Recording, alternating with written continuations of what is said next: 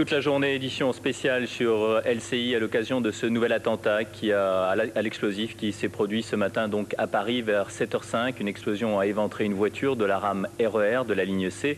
La rame venait de quitter la gare d'Orsay. Le dernier bilan fourni par le ministère de l'Intérieur est de 26 blessés, dont 6 gravement atteints. Le plan rouge a été déclenché. Plus de 200 pompiers se sont rendus sur place. La 14e section du parquet de Paris s'est saisie de l'affaire. Je vous donne la dernière information qui vient de nous parvenir, c'est que des écrous servant de mitraille ont été retrouvés sur place, ce qui semblerait indiquer que cette bombe est de la même facture que celle qui a servi lors de l'attentat du RER B à Saint-Michel le 25 juillet dernier. Le dernier bilan fourni, donc, je vous le disais, est de 26 blessés, dont 6 gravement atteints. Je vous propose de revenir sur les circonstances de cet attentat avec Lison Boudoul.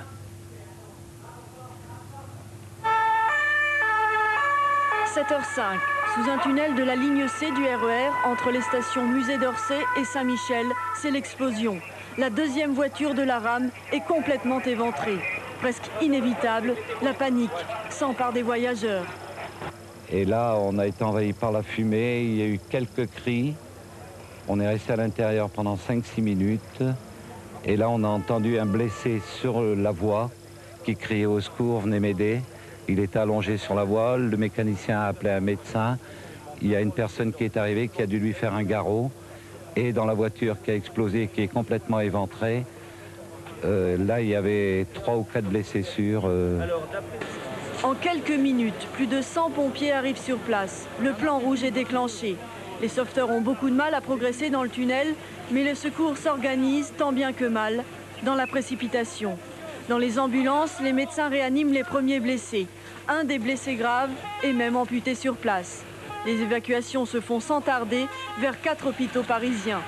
Les quais rive gauche sont toujours interdits à la circulation.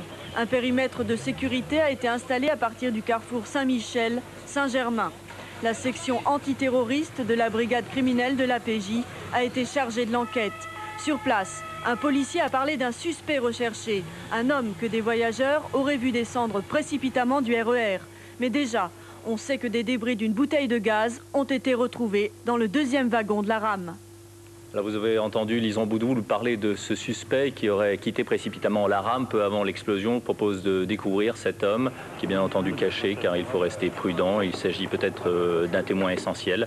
En tout cas, le voici conduit par les policiers, sans doute auprès de la police judiciaire pour être interrogé. Je vous rappelle que la 14e section du parquet de Paris s'est saisie de l'affaire et que des écrous servant de mitraille ont été retrouvés sur place, ce qui semblerait indiquer que cette bombe est de la même nature que celle qui a explosé à la gare Saint-Michel, c'était le 25 juillet dernier, et il y avait eu 7 morts et plus de 117 blessés dans cet attentat qui était le premier d'une série d'attentats qui a secoué la France durant tout l'été.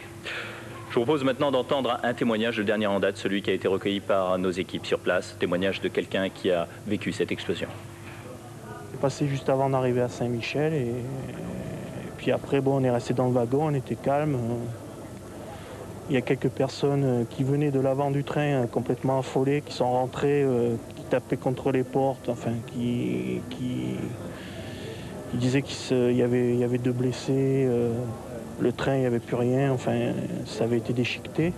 Il y a un jeune, lui, il a vu carrément une femme passer devant sa vitre, quoi. Et puis c'est tout, quoi. Et puis il y a plusieurs personnes qui ont vu une femme allongée sur la voie, quoi, dans l'explosion, et puis c'est tout ce que j'ai pu entendre. Alors très rapidement, après cet attentat qui s'est produit, donc je vous le rappelle, vers 7h05 sur la ligne C du RER, entre la gare d'Orsay et la gare Saint-Michel, un attentat qui a, je vous le rappelle, fait 26 blessés, dont 5 ou 6 gravement atteints. Un homme d'ailleurs a été amputé sur place. Très rapidement, les secours ont été mobilisés, le plan rouge a été décrété, les SAMU des banlieues de Paris, mais aussi des hôpitaux parisiens ont été mobilisés. 200 pompiers étaient sur place très rapidement, ainsi bien sûr que le personnel politique, notamment le ministre de l'Intérieur, Jean-Louis Debré, qui s'est rendu très rapidement sur place, ainsi que le maire de Paris, Jean Tibéri, vous les voyez sur ces images, et Alain Juppé qui est arrivé un peu plus tard pour se rendre compte de l'état de l'évolution des secours et savoir à peu près quel était le bilan à cette heure-là, c'était vers 8h30, 9h, de cet attentat qui s'est produit ce matin à Paris. Je vous propose d'entendre d'ailleurs le ministre de l'Intérieur. Le préfet police a déclenché le plan rouge et le plan interfère. Des antennes médicales ont été installées soit sur le quai, et à l'heure actuelle, les victimes sont évacuées. Avez-vous eu de premiers témoignages? Voilà, ils sont en cours, les investigations sont en cours, je ne peux pas en dire plus maintenant. Vous avez le bilan, vous avez ce qui a été fait, vous avez le numéro vert. Je vous remercie. Est-ce que le président de la République a été...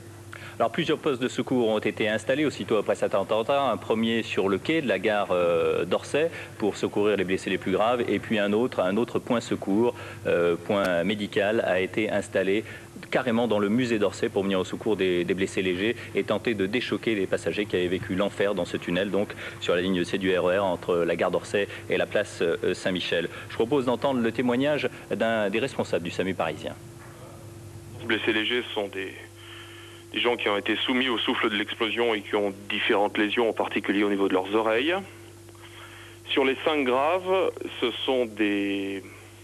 il y a des amputations de pieds, non pas que nous avons réalisées chirurgicalement, bien qu'un chirurgien de l'assistance publique qui ait été sur place, mais ce sont des gens qui étaient déjà amputés par la projection d'une partie métallique de la rame. Ces gens-là sont également blastés avec des lésions pulmonaires de blast liées à l'explosion, liées au souffle. Et ils sont d'autre part, pour certains, brûlés.